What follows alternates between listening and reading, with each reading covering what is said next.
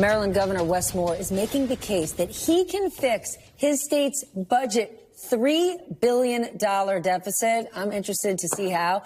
And how's he going to do it? With tax cuts under a new tax plan that he announced just yesterday.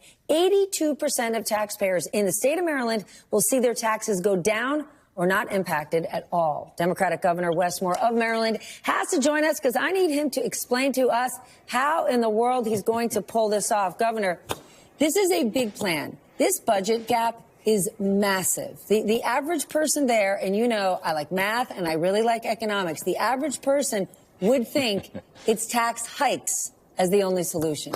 Tax cuts, I don't see it. Yeah. Well, because you're right. I mean, and we inherited a crisis. You know, we inherited really is what the worst fiscal crisis that our state has seen in 20 years. And there's only one way you're going to get out of that, and that's economic growth. And the way you're going to stimulate economic growth is actually by providing more capital for people to be able to be the stimulants of that growth.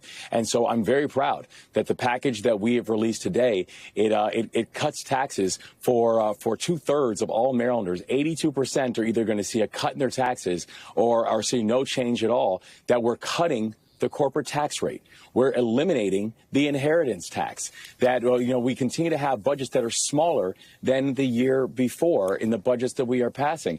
And I know it might seem counterintuitive to people, but the thing that we know is this: if you can find ways of stimulating economic growth and do regulatory reform, permitting reform, procurement reform, like we're doing in the state of Maryland, encouraging businesses to come and grow in the state of Maryland, that's how you're actually going to grow the economy. That's the way you're going to get yourself out of the fiscal crisis that we inherited, and also show that Maryland can lead economically for the entire country going forward.